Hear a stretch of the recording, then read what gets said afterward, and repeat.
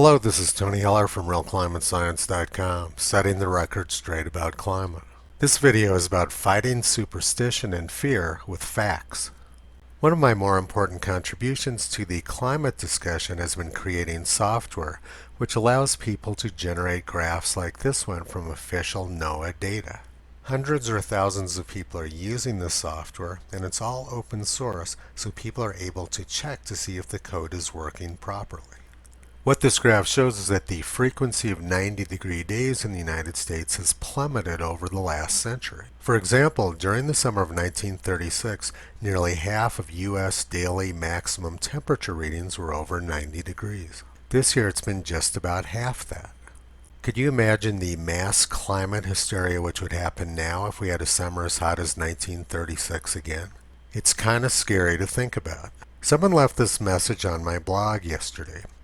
I spoke with friends in Atlanta the other day. They counter the cooling that you talk about by stating that there have been a record number of days over 90 degrees in Atlanta this year. This breaks records going back to at least 1930. Is it just that the southeast corner of the country has seen higher temperatures this year? Let's take a look at that. This map is from the NOAA High Plains Regional Climate Center. It shows the departure from normal temperature since the start of the year. You can see from the green and blue that most of the U.S. has been below normal temperature during 2019. However, temperatures in the southeastern U.S. have been well above normal. And here's an article discussing what the commenter on my blog was referring to. It stated September 28 and said, Atlanta is about to break the record for most 90-degree days in 1 year. And their map shows the jet stream bringing cool air to the west and warm air to the east. So using my software, I looked in more detail at what's been going on in Georgia since the late 19th century. This graph shows the January to October average maximum temperature at all Georgia United States Historical Climatology Network stations. Some things really stand out. From the year 1910 until the mid-1950s, Georgia warmed very quickly. Then there was a sharp cooling period over the next 10 years, and since then it's been warming again. This year has been quite warm in Georgia, but it hasn't been in the top 10 years. The hottest year was in 1954. Now we're looking at the January to October percent of days above 90 degrees Fahrenheit at all Georgia U.S. Historical Climatology Network stations. You can see that the trend is sharply downwards, and the hottest year was in 1925.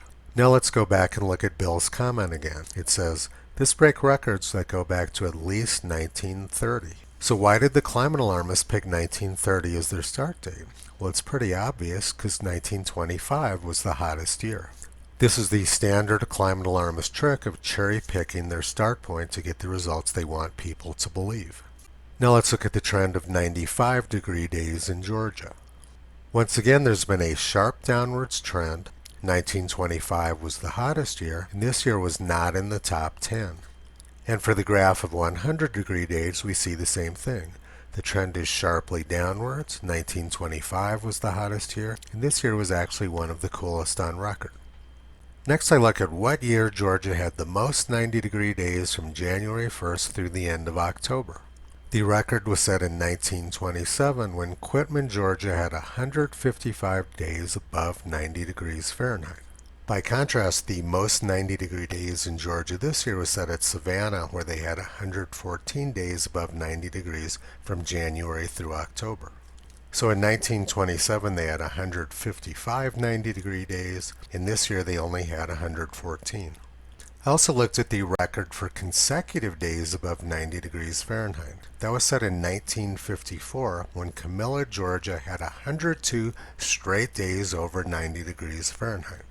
And if you remember from our first graph, 1954 was the year when Georgia had the highest average maximum temperature for the entire year.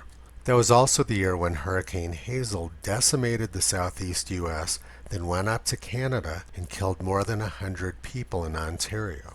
And that was just a few weeks after New England was hit by two major hurricanes, Carol and Edna. The heat has ended in the southeastern U.S. The jet stream has shifted, and now the eastern U.S. is facing record cold. So we're going to see a lot of this brown area disappear over the next few weeks. Georgia's looking at a lot of cold weather over the next 10 days. Compare that to November 1909 when Quitman, Georgia made it above 70 degrees Fahrenheit every single day. Quitman had 8 days above 90 degrees Fahrenheit during November 1909, and their average maximum temperature that month was 84 degrees. Their high temperature on this date in 1909 was 92 degrees. Once again, imagine how hysterical climate alarmists would be if that happened now. Climate alarmism is a house of cards built on fake and misleading statistics. And it's led to an hysteria where scientists are demanding that billions of people be removed from the planet. Children have been the primary victims of the big climate lie. I went to see the movie Jojo Rabbit last night. It was a story about Germany in the 1930s featuring a couple of children who'd been victimized by scientists and government propaganda. One of the children was a German boy who had been taught in school that Jews were evil and that they had things like horns and tails. The other child was a Jewish girl who'd been hidden in the house by the boy's mother in order to protect her from the German authorities. It took a long time for the boy to understand how he'd been lied to by his teachers and by authorities. It was pretty obvious that this girl did not have horns or a tail. But when children are brainwashed by authorities, it's very hard for them to see the world clearly. And that's exactly what's happened to Greta Thunberg. She's a victim of the dishonest adults who surround her. They're using her to achieve their political agenda. Hatred and fear are very powerful. I'm a Jew and I have no idea how many of my relatives were killed in Germany during the 1930s and 1940s. They were victims of fear and propaganda from scientists and the government in Germany. The movie Jojo Rabbit showed how brainwashed children were at the center of what went on in Germany during the 1930s and 1940s. And then when I went to school in the 1960s, I was brainwashed to believe that Germans were bad people and that Russians were bad people too. Later I married a Russian Soviet refugee and found out that she'd been brainwashed exactly the same way. They were taught that Americans were bad people. It all comes down to brainwashing from authorities and scientists. Russians aren't bad people. Germans aren't bad people. Jews aren't bad people. The bad people are the people in government and the scientific community who are pushing the big lie. I'm a scientist and I grew up in the scientific community. Scientists have done a lot of great things for humanity, and they've also done a lot of very bad things. Scientists have played a key role in many genocides by pushing things like Lysenkoism and eugenics.